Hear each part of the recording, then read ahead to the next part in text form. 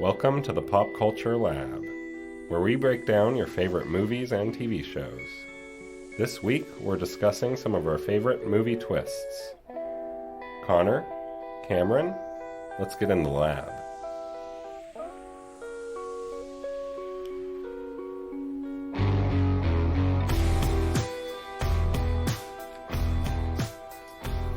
What are those dulcet sounds I hear? Well, well, well. If you hear a new voice in town, that would be our friend Alex Sarr. Slightly deeper voice. Definitely deeper voice. You don't have to show off here. No, nobody's bragging. It's not a competition, Alex. I know between Cameron and Alex, I have the highest voice, so I'm trying to talk like this the whole time. Yeah, you don't need to show off. Oh, God, yeah. We're editing this out for sure. Well, I've had my voice made fun of my entire life by these two, so this is my opportunity to flex it a bit. Yeah, That's baby. true. That's Flex. It's good to have you in the lab, my friend. Good to be here. You brought your beaker, I see. I did. Yes, we've all poured ourselves some scotch, a little bit of scotchy scotch. Leftover wedding scotch. Indeed. One of our good friends got married over the weekend. Congratulations, Clayton. Absolutely. It was a great time.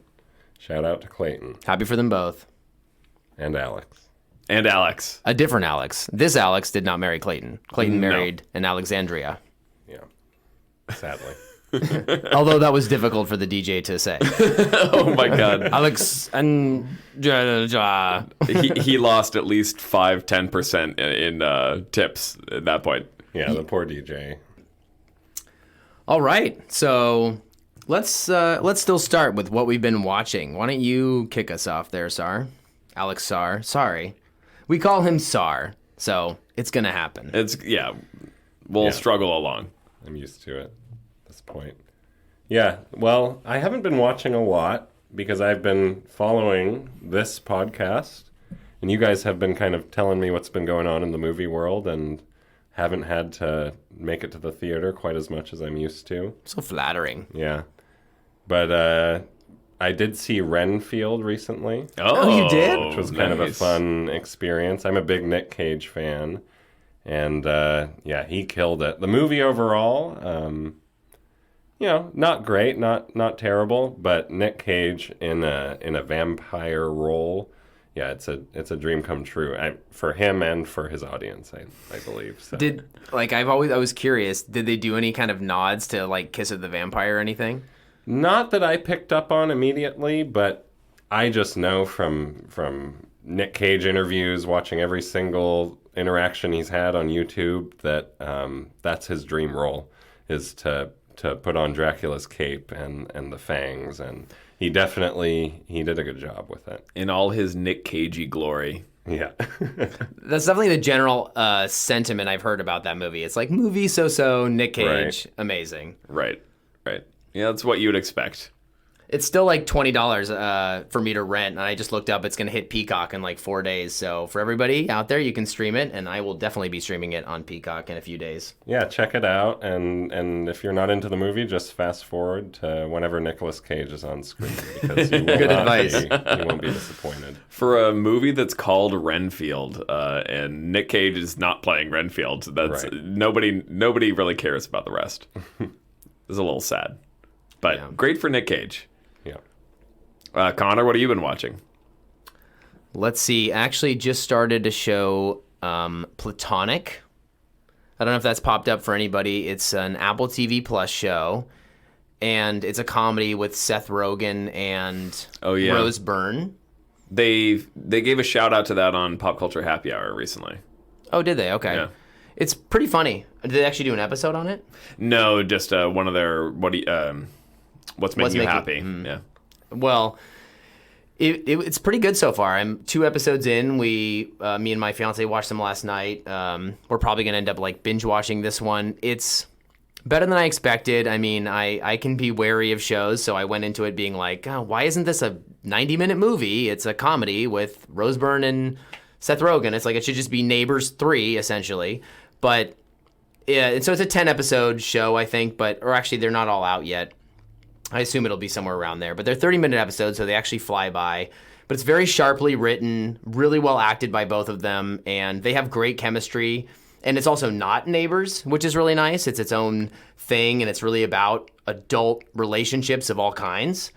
It's very well written, and again, only 2 episodes in, so I don't have my full opinion on it, but it's so far really good and very fun and easy to like. So, and at 30-minute episodes, I can just eat those up like candy. And you said that's on Apple Plus? Apple TV Plus, yeah. Yeah. Yeah, that's a good call. I heard them give the shout out, and it sounded interesting, and now hearing that you're liking it, I'm probably going to try to see it as well. It's a nice antidote to other things you might be watching, and I wanted to start Succession because it just did its final episode, and everyone's raving about it. So I really wanted to start it, but it seems more serious, and I was in the mood for something fun. So if you're feeling similarly, it's a good one. There's a lot of heavy content out there, and so it's good to have some ballast to that, something that's a little bit more light. So, good call. What have you been watching? I have been watching Arcane, which is it's an anime show on Netflix. Came out a couple years ago, and it is about League of Legends. It takes place in the League of Legends universe. But before people turn off this podcast, it won. Okay, wait. For those of us who don't know, which isn't me, Sure. But League of Legends was like an arcade game, or what am I thinking of? It's a computer game. It's very, very popular. There's tons of people playing it. It's far more popular than the video game that Alex and I play together, right. Dota. It's almost blasphemous that you'd be watching a League of Legends series. Actually, we are Dota players, and so League of Legends is kind of a bad word in our circles. But the anime is excellent. It won an Emmy award. So again, before people turn this off. It has a little bit of prestige. It has a 100% on Rotten Tomatoes. And so unless literally everybody who has reviewed it is wrong, it's pretty good. And I'm really enjoying it. One question. Is the tomato like just a little red normal tomato, or does it have its little yellow certified fresh thing running through the middle of it? That's a good question. It is, I believe, certified fresh, but okay. I will confirm. I think that I don't know what exactly in Rotten Tomatoes makes that distinction. I think it might be the number of reviewers or the number of like quote unquote top reviewers. I'm just curious because I think sometimes there's a difference between 100% that is just like, I don't know. I actually don't know the difference. I have to jump in here and give a quick shout out to Metacritic. It's the only true reviewing website. It's good, but it's harsh. It's harsher than Rotten Tomatoes. That's what we're looking for. Yeah, fair. Mm-hmm. Well, either way. It's highly reviewed. I would say it reminds me of anything that I could compare it to. It reminds me of Spider-Man Into the Spider-Verse more than anything.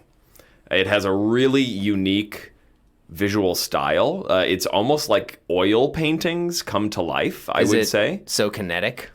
It's definitely very kinetic. It's just beautiful to look at, first of all.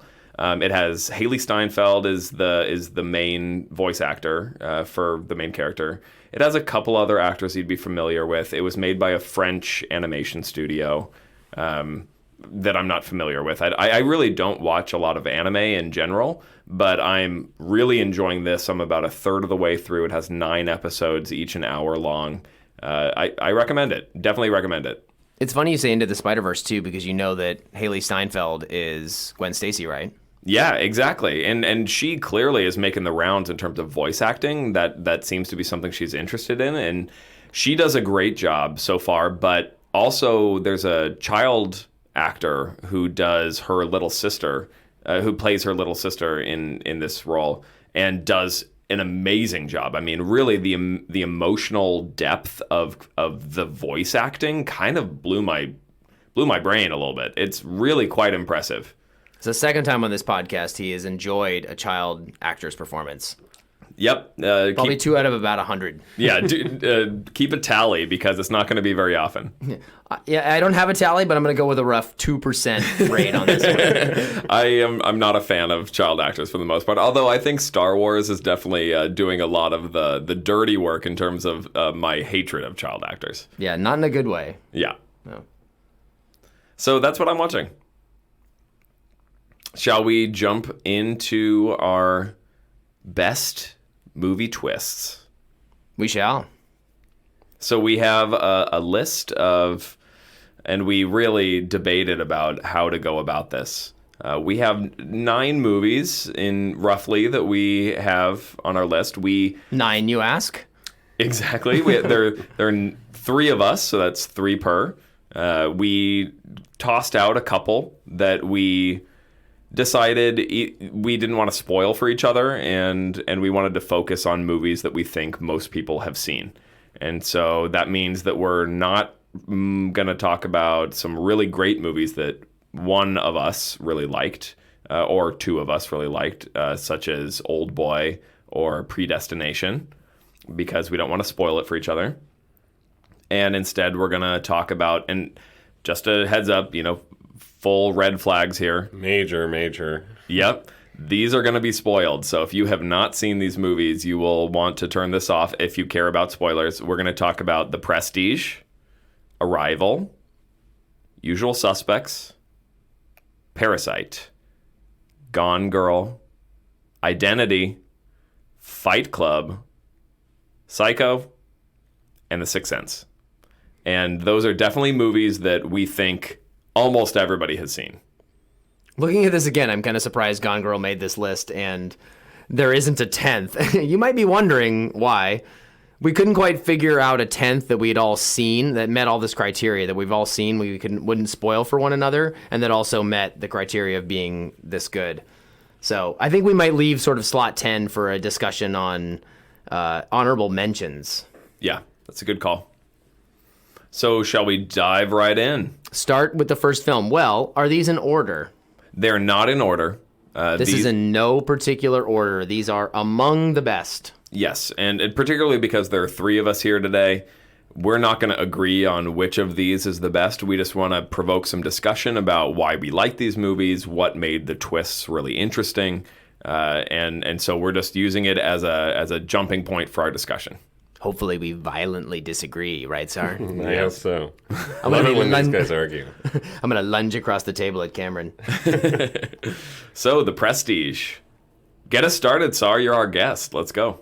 Well, I don't know if I'd start with The Prestige, actually, because there's a couple movies on this list that I think are here, not necessarily because they're favorites of any of ours, but because they really set the tone for movies with twists. Fight Club and Sixth Sense are major films that, everybody saw them when they came out, and everybody's mind was blown by the twist. And then if you weren't up to speed, you had these things spoiled for you, and it was a big deal in conversation. So everybody was watching them, basically.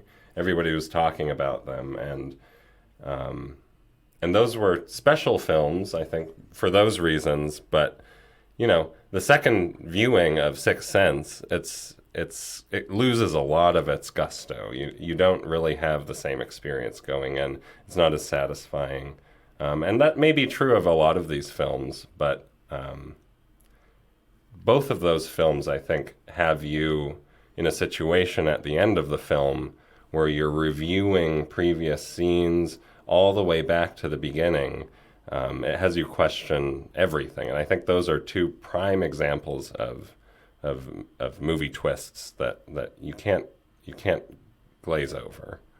Well, and I want to tease that out a little bit more, because in some ways, I think a great twist almost makes you want to watch it again with a different lens. Knowing what is going to happen can give you a new viewing experience of that movie, because it gives a different vantage point, I guess, for the events of the film.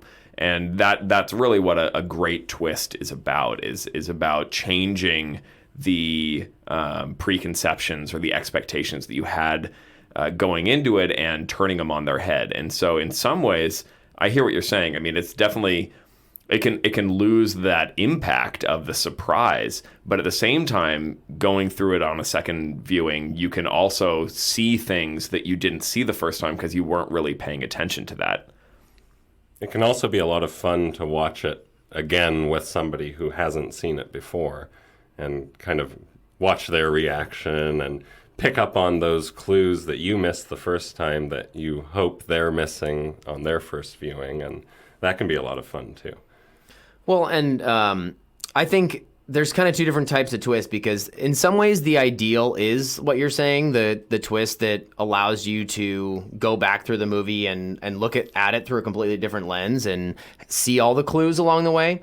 But sometimes, I think even in some of the movies we talk about, sometimes the movie twist is so good that it's like too good. It's too good for its own merit, because I don't want to skip ahead to but Identity comes to mind as a movie that has a really effective, really incredible twist that it made our list, of course.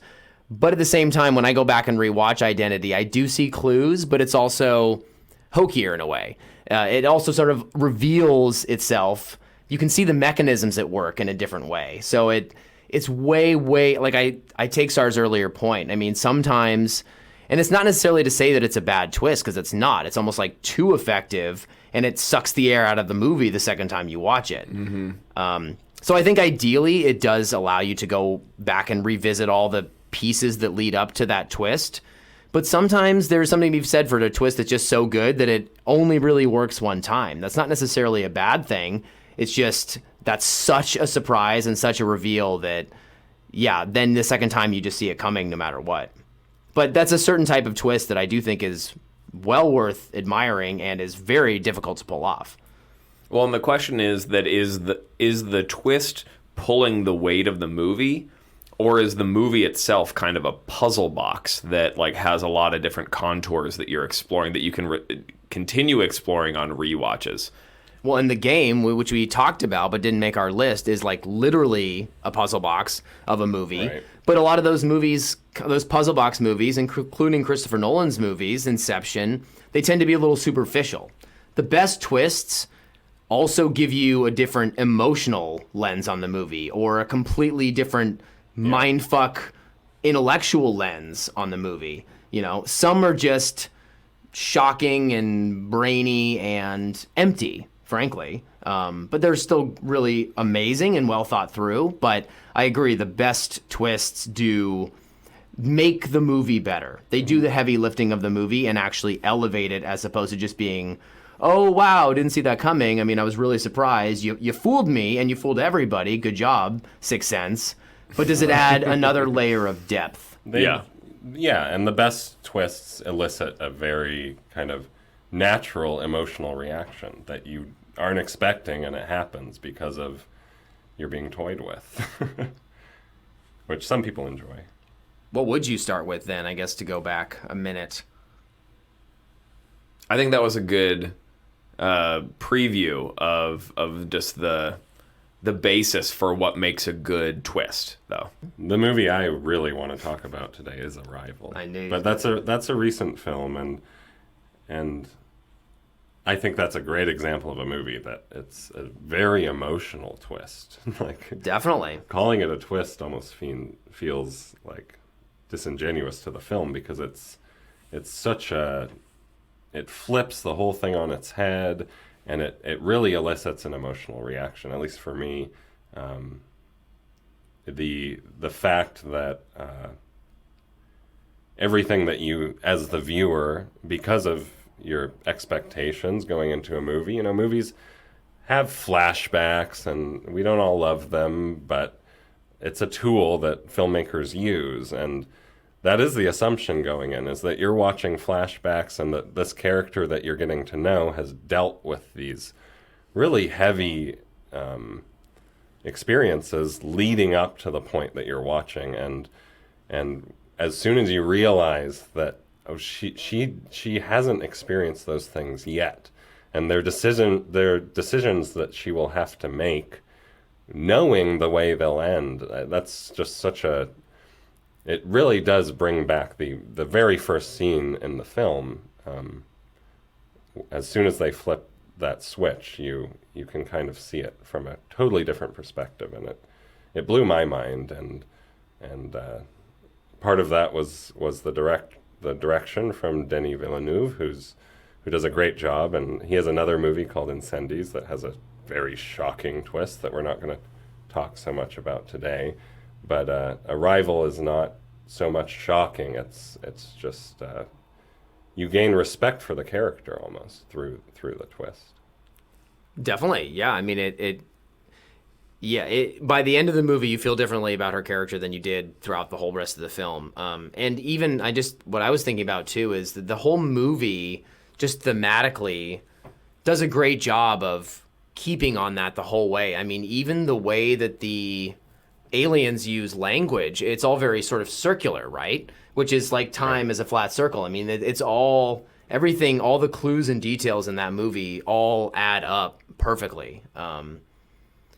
Yeah, I agree. I think like time travel and kind of messing with time is something that's been done in films before, but the way they enter into that through language is very unexpected and definitely part of the twist. Is you know that this whole movie is from the start kind of about language, but you don't necessarily comprehend how far that can go. Right, and how that relates to time. I mean, Right. What a concept. Like, it's just so intellectually well conceived as a movie. Well, I mean, we're getting into my wheelhouse a little bit here because we're talking about the language and the power of language. We're getting into, man, I mean, I'm being recalled to my college days when we were talking about Michel Foucault and how language does have power. And Is he a film director? Foucault, you, dude. What movies did he do? I very much appreciated that aspect of the movie. And I am the odd man out here because I was not as blown away with this movie. And we've talked a little bit about this, but we've mostly saved it for our recording here. Have you seen it just the one time? Just the one time. I did enjoy it. I thought it was a good movie. It was well conceived, and I appreciated the tone, I guess, the tone of the movie. That said, it left me wanting a little bit. Whereas I was hoping it would have more of a sense of momentum. It felt like it stalled for me. It was an interesting thought exercise, but I also felt like it didn't deliver in terms of the crescendo. That did not deliver for me, and so I found it interesting. You know, I thought that the emotional heft at the end of Amy Adams' decision when she chooses to, and again, you know, we're getting into heavy spoiler territory here, but when she chooses to have this child, that knowing what's going to happen, knowing that it is going to have a short life and that it's going to result in the end of her relationship with her husband and who she has been meeting and getting to know over the course of the movie, it had some emotional heft, but I also felt like it sort of flatlined, I guess, at the end when I was expecting it to have more of a climax. And so to me, it was like falling action at the same time that it was at the peak of the emotional import of the movie for me. I do find that interesting, and I personally didn't feel that at all. But especially like last week when we were talking about The Last of Us and how interested you are in the question of like, you know, is it worth making that ultimate sacrifice for your children? And I just find it interesting that you love that exploration so much. And then in this film, which seems to be not a similar exploration exactly, but there's some similarities. And like, would you still choose to live a life full of love and loss, knowing that the loss is going to be this huge part of it, you know? Well, and I think they had some similarities. I think both of us took issue a little bit with the end of The Last of Us and about how they nailed the landing there. And I think that for me, there are some similarities between that and Arrival in that it felt almost like a funeral at the end when I was expecting a little bit more of a crescendo. Like I was expecting more. I wanted more energy out of the end of the movie, and it felt very somber and kind of an afterthought almost. I don't know that I'd agree with the word afterthought, but I think it was definitely a sad ending. I don't have problems with a sad ending. I mean, I love that. The ending for humanity was a good ending. They I'm assuming, helped the aliens, and when they said they would, and everything was peachy for humans and aliens. But it was a sad ending. I didn't see it so much as a funeral as like a deep meditation on what I was alluding to before. Just like, would you still go through with your life? I mean, I'm sure that tragedy awaits one of the three of us at some point in our life. We're only 30, however years old, and there's a lot of life ahead. And I'm sure there's something that lies darkly ahead for one of us or all of us at some point or other. There will be inevitably something terrible in your life. Early in your life or later or whenever it happens. But if you had that knowledge, would you go through with it, and would you even have the strength to still lead that life and make that choice knowing all that? I mean, some ways that's one of the ultimate questions, and I think that film did present it in a pretty interesting way. But agreed. Yeah. To me, it wasn't so much about the level of sadness at the end as it was about the momentum slowing down at the end. That was really what didn't quite work for me in the movie. Well, I mentioned this, actually, question to you, Sar. Did you see it in theaters? Yes, I did the first time. And I've probably seen it 4 or 5 times since. And but the first time is very memorable, of course, with any of these twist ending films or films with twists. Well, when he says momentum, I just think about that because I think I also saw it in theaters, and I do think it's kind of one of those movies you have to see in theaters a little bit to feel that momentum and that wrapped up in it. I mean, it is a little slow. It is on the slower side, and sometimes when you watch movies like that at home, if you're on your phone or distracted or you're just, the screen is smaller. It's just not the same as when you're in a dark room with a giant screen and it's, the most absorbing thing. Your attention. Yeah. So that could be part of what the disconnect is, but, you've lost your chance, unfortunately. But I also think it's worth mentioning just the way that the twist is presented to the audience is the whole film is kind of wrapped up in this exploration of language and the power of words, and that's ultimately what clues the audience into what's going on is one word. I don't remember the specific word, but it's like the daughter is asking for a definition, basically. And that's when you learn everything, is when she says to ask your father. That's the way he thinks. He's that type of scientist. Mm-hmm. And I really enjoyed that it wasn't, it was hitting you over the head with the same kind of tools, and everything was wrapped up very nicely for me. The exploration of language kind of leading into that, and the importance of that word to her memory of her weapon instead of tool. That's right. What it is. Yeah. The word tool instead of weapon. They thought they were talking about weapon the whole time. They meant tool. And how important that distinction is, and that loss of translation, and what it means to the meaning of the rest of the film. What the aliens were there to do for humanity. Well, exactly. and I think that I find fascinating, from a cerebral exercise point of view. That does remind me of in our recent episode on the writer's strike and AI, when the first thing that we went to, or that Connor went to, was about AI and this threat, this existential threat that they represent, that they could wipe us all out. And I do find that interesting as a place that people go, because in the movie, in Arrival, that's where they go to. They're seeing this alien presence as inherently almost a threat. And so they go to the word weapon rather than the word tool. And I think that plays with not only that human reaction, but also that trope in alien movies. I mean, Right. those things are linked, of course. right. But yeah, I think I agree. It's a good twist on that. Absolutely, it plays with that well. Yeah.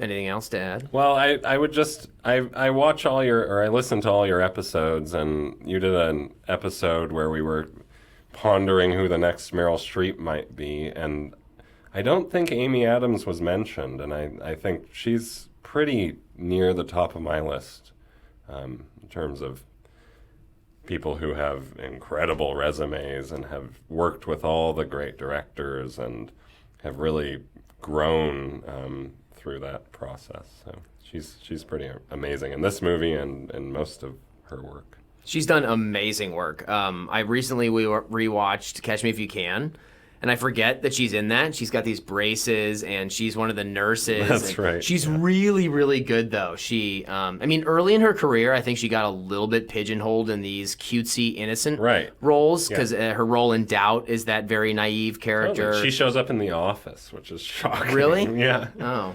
Yeah, and Enchanted, she plays a episodes. Disney princess. Like, at first, she got kind of pigeonholed into that, but she is so much more. I rewatched American Hustle recently, too, which, frankly, I found a lot more empty on a repeated viewing. It just seemed so cool and good at the time, and it's okay. But she's outstanding in it. Mm-hmm. Really, really good. And she's also so good as Lois Lane in Zack Snyder's Justice League, crying in the corner the whole time. Couldn't give couldn't give an Amy Adams shout out without bringing in the DCU. Yeah, Literally, I haven't seen that one. There's like 6 crying. She's just sitting in the apartment the whole time in that movie, just crying.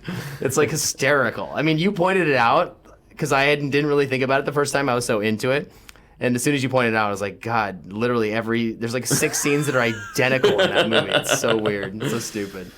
Well, while we're talking about great actresses and acting performances, let's go into Gone Girl. Rosamund Pike delivers a very interesting performance in that. Yeah. She does. I mean, yeah, that twist comes like maybe 2/3 of the way through the movie. Right. But she does. She does a great job with that. I mean, also the direction. I mean, David Fincher. I mean, the plotting and the direction does a lot of heavy lifting in terms of the twist. But her performance from before that and after to the is victim, really good. Yeah. From the victim to the villain. And then when it's all out in the open with Ben Affleck, I mean, she's just crazy. She's really good. Oh, yeah. Can you jog my memory on how that twist is revealed? Is it in the murder scene or No, it's she's a little bit driving. before that. Okay. Yeah. She's driving. It's when she's driving away and she takes off her her disguise. Victim Is costume. it done through voiceover? Yes. Okay. Yep. She's the narrator there. Because I do think we should definitely go over that moment in each of these films and how it's revealed to the No, audience. I'm pretty sure she's narrating it because she's talking about how he cheated on her and like that was when she created this whole plan. There's voiceover throughout the film, so Yeah. I believe that's how it comes about. And I mean, I will never forget the murder scene. With that is an amazing scene. Yes, NPH with Neil Patrick Harris, this creeper, sacrificial lamb. Oh my gosh.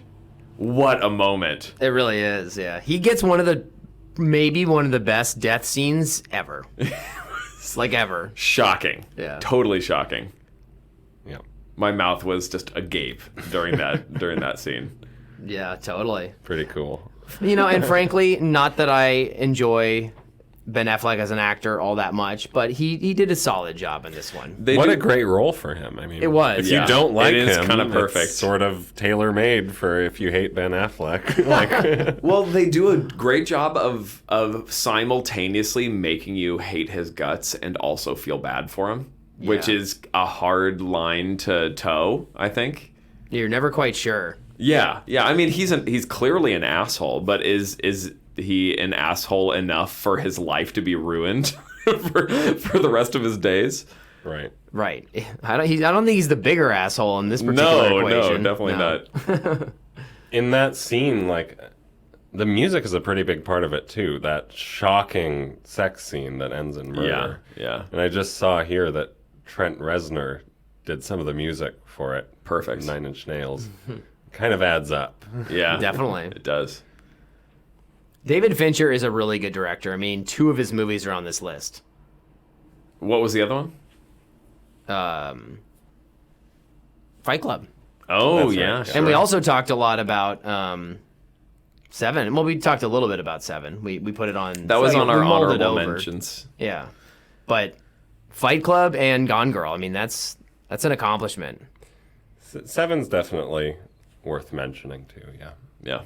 The lengths they go to hide that twist, like he who must not be named, Mr. Kevin Spacey, isn't even in the credits at the beginning, Yes. They hide his presence completely, And he'll show up a little bit later. But you're right. That One of these for that movies. reason, it's so effective for that reason. But I actually also wanted to get into something that we touched on earlier, not on this before we recorded, that there's maybe a difference, and I haven't fleshed this out entirely, but there may be a difference between a twist in which, like, kind of like we were saying earlier, really recolors all the events that have led up to that moment. There's a difference between a twist, perhaps, and a shocking reveal. Because what you just said, Seven is kind of more of a shocking reveal. I mean, I guess it does. You see, like, the murderer's motives the whole time and how it all added up. But it is one of those things that when I watch Seven on repeated viewings, I'm just really enjoying how well crafted the film is. The surprise element is to some extent gone. I do think it falls more in the surprise reveal category where you're truly, truly shocked by just that reveal, but it doesn't necessarily repurpose the events of the entire film leading up. It gives you a slightly different lens, but it mostly just shocks you that it's gone in that direction and that has happened and that you're watching Brad Pitt react to his wife's murder and her head in a fucking box. Sure. Yeah. Yep. I mean, so you agree? I mean, maybe it's a I agree with reveal. that one, yeah. That one doesn't exactly have you retracing your footsteps very much. Whereas, like, Fight Club, to use another David Fincher, you go back and watch Fight Club, and you're like, oh my God, Yeah. I see now. It all makes It was sense. there all along. Yeah. Yeah. No, I see what you're saying. I also think it's worth mentioning that there are a couple of directors who have become known for this type of genre. This is their thing. This is their lane that they have picked. And you can't talk about twists without talking about M. Night Shyamalan, who one of his movies is going to make our list. But I think one of the movies, or one of the directors who didn't make it in here, is we talked about having, like, Glass Onion or Knives Out be on this list. And those are mystery movies.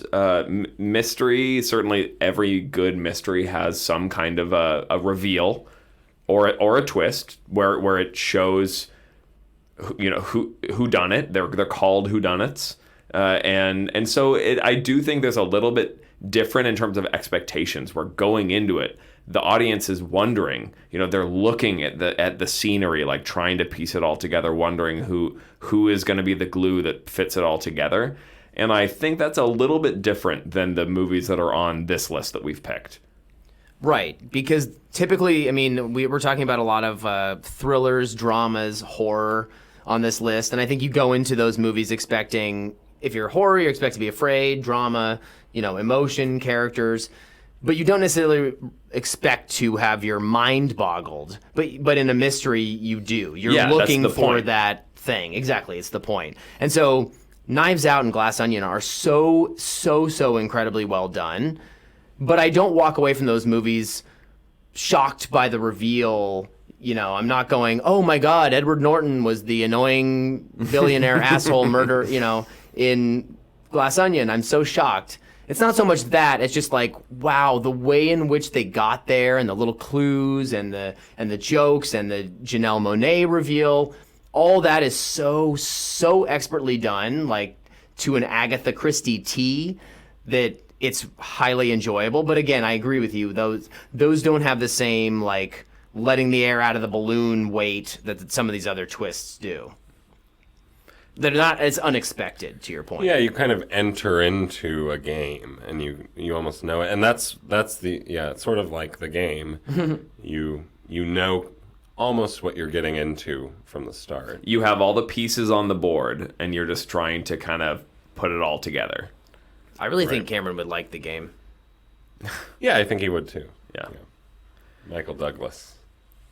Well, since we mentioned Shamalama Ding Dong, let's get to The Sixth Sense here. You can't talk about the best twists without talking about The Sixth Sense. Right. It is one of the most famous twists in movie history. I would say certainly in our lifetimes.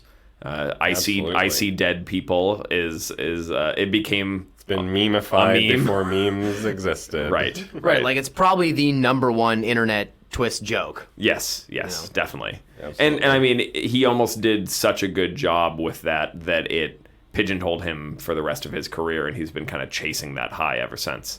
And that is the perfect example of a movie that is totally ruined on second viewing. Yeah. Right. Yeah. And is nothing without its twist. Right. It's useless on a second viewing. If without the element of surprise, that movie is completely ineffective. Right. Okay, so we're done. Let's move on. Let's move on. I think that's fine. No. Haley Joel Osment's great. Yeah. He is.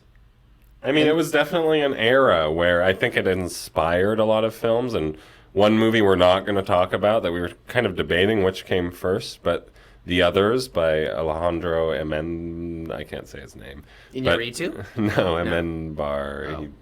Oh. Spanish director. Very good director. But The Others is one of my favorite films that we were considering talking about. You guys haven't seen it yet. You should go see it. I feel like I saw it in parts when I was like 13, but Yeah, it's another movie where it doesn't really carry its weight though unless it has that twist, that reveal, and then as soon as that happens, it is a fascinating film. And in fact, with these kinds of movies, it's almost like if you just tell someone that there is a twist, that's almost enough to take the air out of the bag. Right. Because Identity we'll get to, and I actually showed that to my fiance within the last couple of years, I'd say, maybe during COVID, maybe a little after. And it was one of those things where I was like, oh my God, the twist, it's so good. This movie, you're not going to see it coming. You're not going to see it coming. And the whole time she's like looking for stuff, and then she was like, oh, well, I kind of figured it out because I was trying to figure it out the whole fucking time. Right. Thanks, idiot. Like with all my energy. Yeah, so there. That is part of the joy I take in watching these films a second time. Like I usually, without even realizing it, seek out a second person to watch it with who hasn't seen it, and then it's up to me to close my fucking mouth. You have to be very coy. Just watch the movie. Yep. Watch their reaction. Pretend like nothing's wrong, and then as soon as it happens, like, oh my God, yeah. Watch Wasn't for that their cool? reaction. Like, yeah. Have you seen Predestination? Is that the one With Hawk? with Hawk? Oh, yeah, you have, yeah. Because I want to sit down and watch Cameron's That was a reaction to fun that. movie, yeah. I don't know if you remember the twist on that one, but I don't off the top of my head, but I remember liking it in a kind of smaller way. well, look at that glowing endorsement. And with that, how about Fight Club? How about Fight Club? That's one of the movies that of this list that we've talked about that I remember probably best. I mean, I remember so Right. much of that That movie. was our generation experiencing that for the first time. We were kind of the age group where it was a pretty cool movie to watch, and we all watched it and had our minds blown by Tyler Pure Durden. anarchy. When Yeah. I'm 13 years old, I'm like, oh my God. Right. Hey, we should start a fight club. It's Yeah. one of those movies that is we all said that. almost ruined by all of the adolescents who thought it was so deep and that it was gonna. I completely agree. It's not a deep film. It's a fun movie. It is fun. I will never forget. I mean, when I think of that movie, I think of a couple things, but one of the big ones is him fighting himself in the parking garage on the security footage, And that's right after the reveal when you find out that it's actually Edward Norton, who Right. is just the Brad Pitt character is just one of his personalities. But Isn't there kind of like a series of flashbacks where they go back through the story Yes, and show you that yes. it's just Edward Norton the whole time? Yeah. Yeah. That's very well done. it's objectively a great movie. But it was also ruined by a bunch of neckbeards in our time.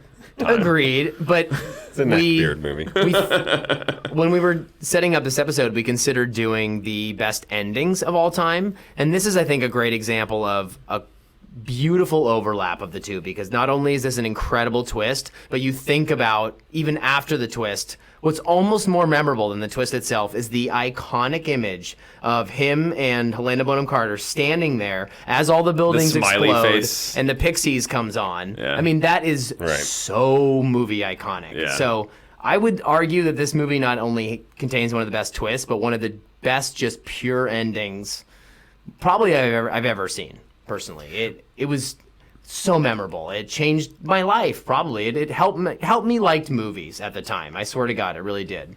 Well, and it took things in such interesting directions. Like when it starts out and he starts going to these Alcoholic Anonymous meetings where he's not an alcoholic, and he just, like, you're wondering the whole time, like, what is this movie even about? And by the time it actually hits, when the twist actually hits, it just blows your mind.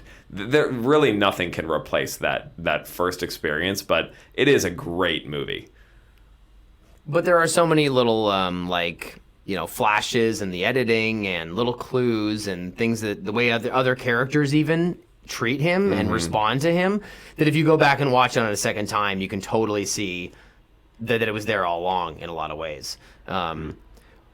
Oddly, one of my favorite Jared Leto performances. Maybe I just like watching him getting his Pretty face boy. bashed in. That was Is so he, visceral. He's the pretty boy? Yeah, dude. Oh. Sure is. That was so I missed visceral. that. Like when I saw that as a kid, that freaked me out. His deformed face like that. Oof. Yeah, it's pretty good from Jared Leto, actually.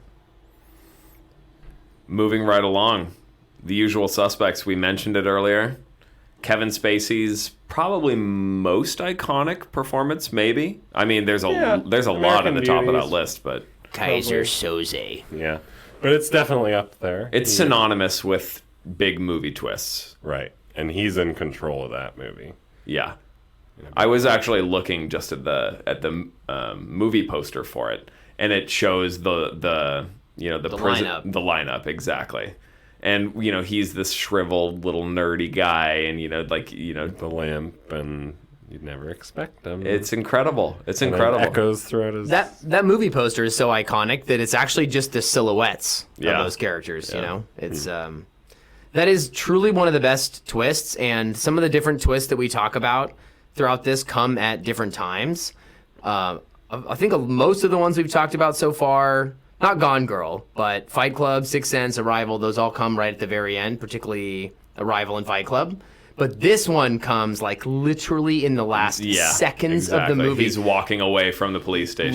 Limp, step, walk. And that is such a good way to reveal something. You don't show a face, you don't, something doesn't change. Well, I guess something does change before your very eyes, but just to watch the feet, just to focus on that, it just tells you everything you need to know in a millisecond. Yeah. You just go, oh my God. Meanwhile, they're cutting to the police officer who's looking at all of the stuff on the walls, The photos. that he's been piecing together in Yep. his story and just weaving in the whole time. It's both a twist and a reveal, and it's incredible. Really well done. And you're right, that cross editing between those two things is impeccable. Yeah, But we hate Bryan Singer, by the way. Yeah. yeah. What a weirdo. Screw that guy. And Kevin Spacey. Yeah. Actually, Amen. both canceled. Yeah. Interesting Consumed. that there's that overlap there, too. Ew. Yeah. I know. What did they talk about on set? What an Yikes. evil Yikes. film set that That must have been. film set must have been big yikes town. The power of Christ compels you. Well, what do we got? We got, how about, We've touched on identity. Let's just do it. let's go into Identity. I think maybe Connor and I like this a little bit more than Czar does. I don't have much to say about it. I did see it. I remembered the twist. But it It's does James kind Man. of. Oh, sorry. I was just going to say it kind of. I think we agree. Like it's a little bit hokey, Definitely. sort of like the twist you would guess it would be, but then you're like, oh no, they wouldn't do that. That's kind of cheap. Well, I'll say this: it's another one of those movies where you should go in knowing absolutely nothing. And so to give Turn some this off. context too, it's a James Mangold movie. But I see your point, and it is hokey, and on repeated viewings, it is the obvious thing, and it's cheesy. But if you don't, again, if you go into a movie, I enjoyed the movie though. You know, it's a well crafted film. I think. I'm sorry for interrupting. oh no, it's fine. But like the reason my fiance didn't enjoy it as much is because I said, oh, there's a big fat twist in this movie. And so I think when I saw it, I just had no idea what it was. Yeah. Same with Predestination. So in fact, in some ways that I'm telling you there's a twist, I guess we're already at a loss. Because if you go into that kind of movie just knowing absolutely zero, I don't know, it's just a couple of people in a motel, cool, whatever, it's just a story about that.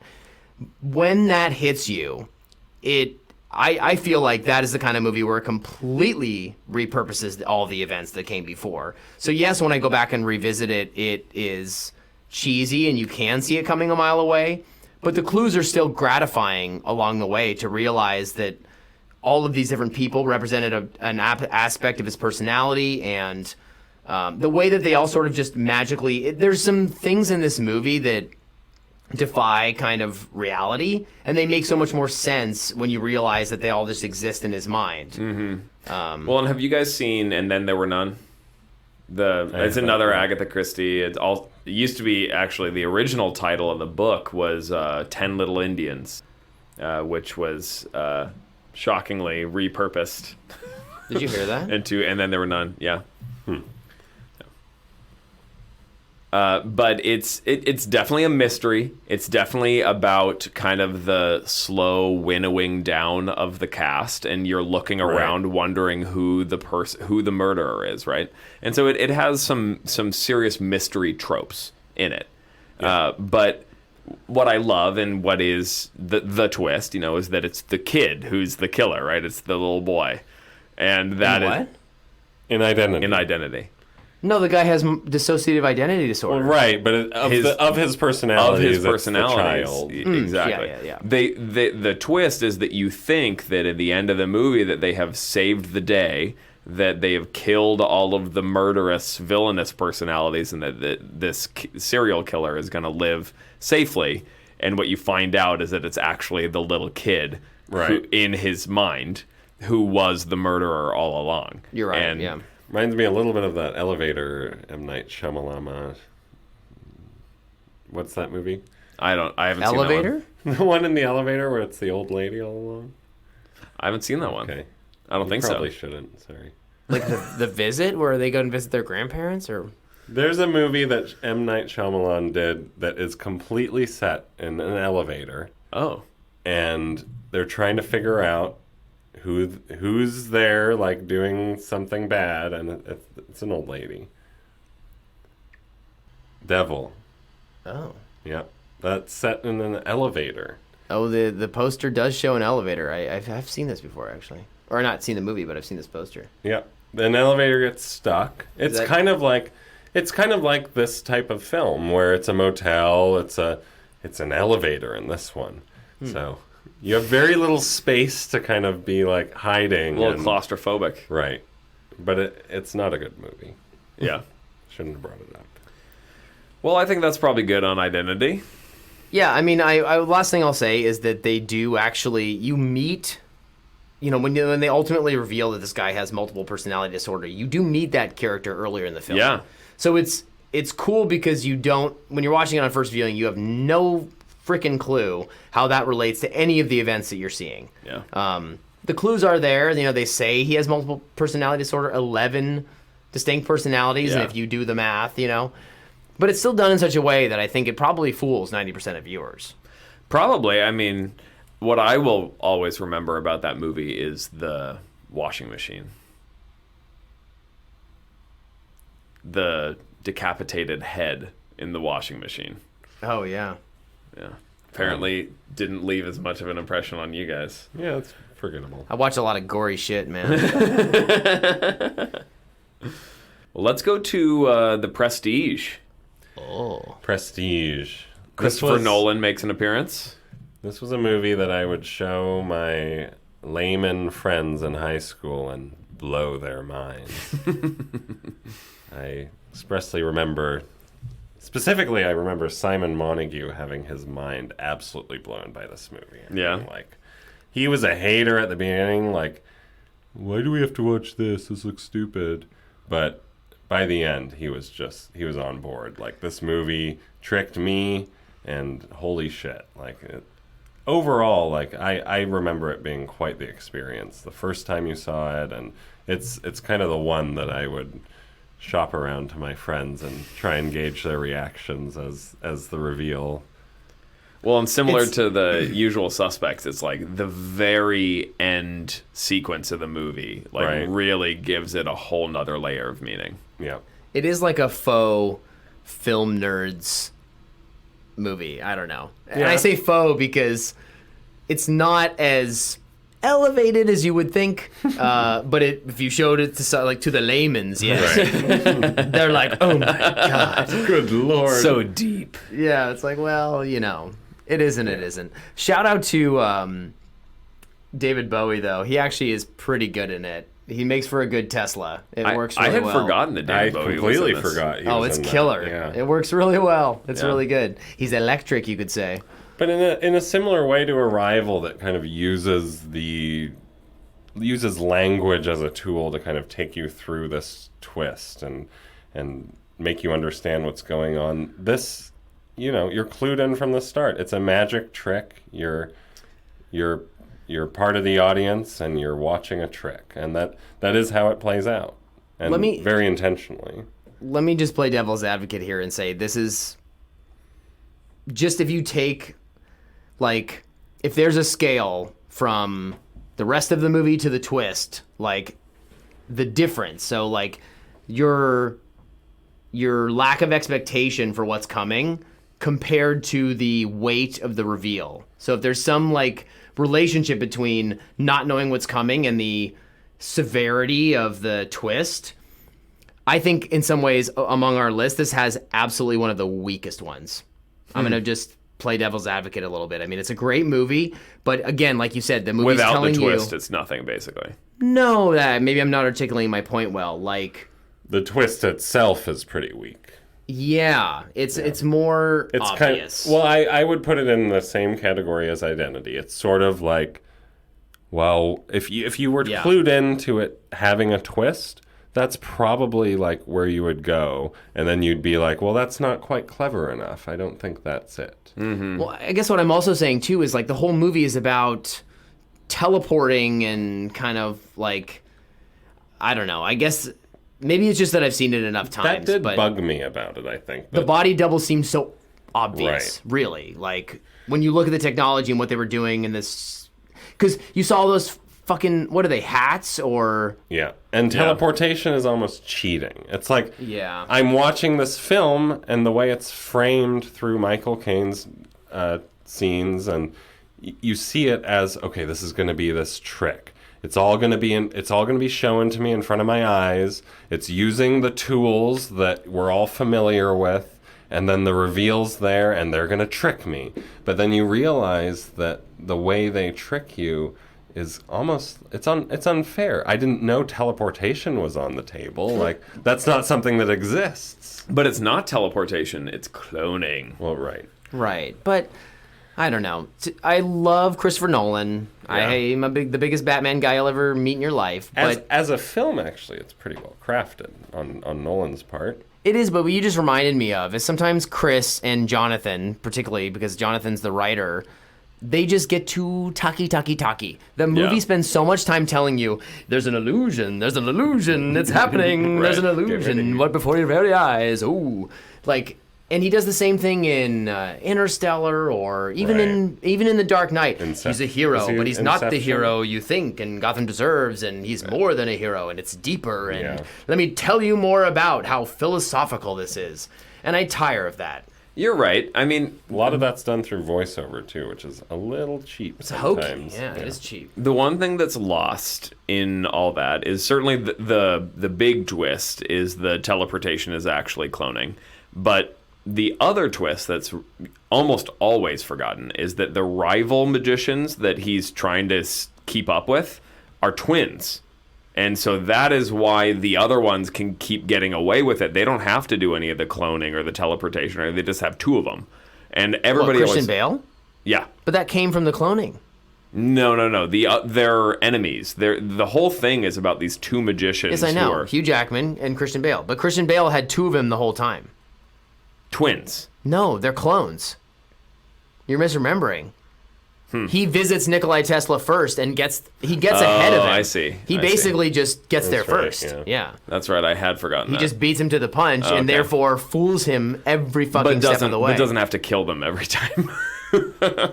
No, you're right. You're Yeah. right. He goes about it a different way. Right. Hugh Jackman's frankly an idiot. yeah, exactly. It's like he's like, no, I just needed one of me to dupe you into all kinds of nonsense, right. as opposed to just murdering myself every day, Right. 400 times. No, that's a good call. Yeah. Well, we got two left. Christian Bale and a mustache. How about Psycho? This is Yeah. our oldest movie on the list. And then we'll end with our newest movie on the list. That's kind of perfect. Psycho's a cool one, I think. I don't know if I'd classify this as a twist in the same way that the other films we've been talking about have twists. But at the time, I think it was probably viewed in a similar way. I think if you look at, particularly in context of time, it is almost as twisty as it gets, because not only is it playing with the events of the film. So if you're looking at it in the events of the film, it's not that big of a twist. But in terms of societal expectations in the 60s, I mean, it's literally, this movie came out in 1960. Janet Leigh is a huge headlining star. I mean, in the 60s, the prevailing, it's the opposite of the, is this The movie star dead? Yeah. Question we're asking. The prevailing understanding is, your lead star is the key to Yeah. the success of the film. And so for him to, a third of the way, just freaking kill her right there, I mean, the shock of just that decision was such a twist in movies, period, that it was incredibly shocking for the audience. And not only does the movie have that twist, I would say that it's also very effective, the twist at the end of his mother's been dead the entire time. Well, I and think he's that batshit. is actually the primary twist in the film. I think the murdering the woman so early and having the film carry on kind of in a second act is something that Hitchcock kind of had toyed around with a lot in other films from that era, and I do think it was an unexpected kind of narrative segment, but Maybe more a shocking reveal. but that's actually. more of a kind of a shocking reveal, yeah, where, oh, surprise, like this is not the person you're going to be following Yeah, the the whole way protagonist. through. Exactly. But then, yes, the reveal at the end and the chair turning 180 degrees and how dark that must have been for, what year is it, 1960 on the nose, yeah. That, Like, I think North by Northwest was like his film before that. It's like Cary Grant running right. around. You And know, you think about the difference. I wasn't alive, but I imagine that's what everybody was talking about. Yeah. Was the Yeah. mother and this guy and Before there creepy were guy. memes, I mean, when people were just talking about it in person about seeing that movie, I mean, think about what the conversation must have been like. And the beautiful superimposition of her dead face on his right, and as he's smiling right as the Yeah, movie oh, yeah. closes. Terrifying. Absolutely perfect, yeah. I mean, like most things with Hitchcock, it's more about the Hitchcock. Hitchcock. You forgot the cock, sir. Like Emphasize most the things with cock. Hitchcock, it's Hitchcock. a lot of it is about the cinematography and about the spiraling of the blood down the drain and the all of the accoutrement that put the movie together before Beautiful movie. we had exactly. That shower scene has been imitated so many times. I watched a movie recently where, God, what is it? Oh, shoot, I'm not going to remember it, but they utilize that shower scene to do a complete fake out. you think one person's going to die and it ends up being another, and you think that one person's going to die because they're in a shower and everything's framed exactly that way, and then they flip it and somebody else dies. It's really good. So, actually the most recent Scream. Okay. The 2022 Scream. Actually, sorry, not the most recent Scream, but Scream 5, not Scream 6. There's a great scene in it, with a total psycho fake out. I would highly recommend it. Honestly, this new reboot of the Scream franchise is pretty solid. It's a lot of fun. So that is one of my favorite movies of all time. It is a perfect movie. There's no argument. Wouldn't change a thing. Somebody was watching it on my plane flight back from Spain. And independently, and I found myself just kind of, even though I didn't have the sound or anything, I just found myself following just along, entranced. I couldn't not. Yeah, I've sat next to people playing older noir films from the 50s, black and white, and there's something about that it kind of draws you in, something from another time when things were simpler, and I like revisiting those films. And I think it's interesting. We've left kind of our oldest film on the list for second to last, and now we're going to go into the newest film on the list. Yes, last but not least, Parasite. A great film from 2019? I think 18? Newer than that, I thought. Isn't it a pandemic era? It's a pre-COVID, right? 2019, I think. Yeah. I mean, the newest movie on this list, it is talk about an evolution going from Psycho to Parasite. I mean, it's almost like, where do you even start? But at the same time, it's almost perfect. Absolutely. It's fair to say that Psycho influenced all of these films. Yes, definitely. And the way Parasite is structured is pretty unique, and I think the point at which the reveal comes is very early compared to the other movies we've talked about, but it's no less surprising. Well, and it continues to, I mean, really what this is about, what twists are about subverting expectation. It's about the audience has an idea of what they think is going to happen, and the director is playing with those expectations and trying to keep them guessing. And even though you're right that the quote-unquote twist is pretty early on in this movie, that you find out that there's a family living underneath this house, even towards the end, it is still kind of leaving the audience guessing that this kid, the son, has this dream that he's going to be able to make all this money and buy the house and be able to welcome his father in open arms. And then it kind of slowly drains that dream away. And that's what it leaves you with, is this still kind of subverting those expectations. You see this almost heaven-like dream. You mean the ending. Yeah. Yeah. Well, that is, to speak on the ending and how nicely that movie is wrapped up, I think. It doesn't rely at all on the twist. I think it's a very important, integral part of the film, but that film has so many other things going for it, and by the end, that bow that it kind of ties everything up with, it's pretty somber, but it's kind of real, and you're left very satisfied at the end.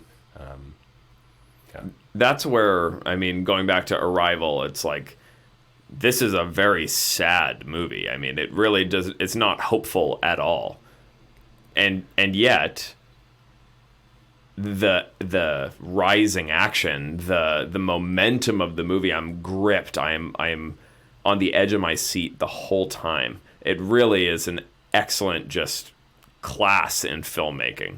Yeah, hours go by like minutes. Yeah, yeah, beautifully shot. Bong Joon-ho calls it his stairway movie, or his stairs movie. And I think that's such an interesting lens to watch this movie, because really, I mean, the layers of meaning there are incredible. Yeah. Well, I think you see it in cities and the geography, different tiers of society, and yeah, in some cities like Seoul, that's a real thing. It's reflected through the geography. I'm thinking of the through scene. where you are represents your hierarchy. Yeah. The scene that I'm thinking of is when their apartment is flooding at the same time that they're having this like sleepover type thing. It's such a great juxtaposition where this family they're working for has no clue this is what they're going through. Yeah. Whether it's related to the kind of nefarious activities of them kind of getting their whole family hired, or whether it's just the reality of what any worker that would work for that family would be going through that day just because it's raining. Yeah. And they're sent to a stadium basically to wait it out, and then they get a call where they're expected to be at the silly party, and then you know what happens there. But that tension that you feel building is definitely reflected through the class structure in the society over there and over here, and yeah. And the conflicting emotion. I mean, right. The best movies are ones that explore the true breadth of human experience, that nobody is entirely a villain or entirely a hero. And I feel like this movie is just an incredible exploration of that. Right. Well, we've made it through our list, boys. Any final thoughts for the good of the order? Oh, man, there's so many movies we should be talking about. But, we had to go with the films we overlapped with. I think there's a much darker world of twists that we could talk about. I brought up Old Boy to Connor maybe 15 years ago, and he has yet to watch it, but That's not fair. That is at the top of my list for twists that kind of changed my life and had me look at film in a different way and kind of seek out these types of movies. So yeah, I would like to give a little shout out. If you haven't seen Old Boy, go see that. Be prepared for kind of a disturbing experience. And in that same vein, Denis Villeneuve made a movie called Incendies. And that one also has a shocking, very disturbing kind of twist towards the end. I'll watch those this summer. I'll make you a promise. All right, deal. Next 3 months, give me that window. I'll put that one at the top of my list. Connor and I can watch it together. Old Boy. Yep. Old Boy in particular, yeah. I will watch Incendies too, but like Old Boy feels like one of the most, as a film buff, like one of the most biggest sins I've committed for not seeing that movie. Missed the mark there. Definitely. What other honorable mentions we got? We've probably hit on a couple just tangentially. We've hit on most of them. We mentioned Predestination, which is one of your favorites. Yeah, I mean that it's going to be tough for the ones that we all haven't seen. And I don't want to give anything away about Predestination, but it is again one of those that know as little as possible going in. Try and forget that there's a twist if you can as you're watching it. And it's the kind of twist that has multiple layers, but maybe not in the way that you think. Sometimes, like some of the twists we talk about, add layers of depth to the film itself, and this certainly does that.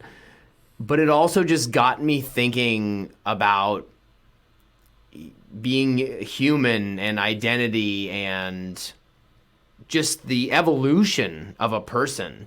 So it definitely gave greater insight into the film itself, but it also just took me on a intellectual journey that I was not anticipating going in. I just thought about all these themes and things that I didn't think going into like a kind of standard sci-fi time travel movie. I didn't think would have anything to do with that. And I walked away just exploring all these concepts in my mind, which I think you'll get from that as well. Not to say that, I mean, would you say Annihilation is a twist ending?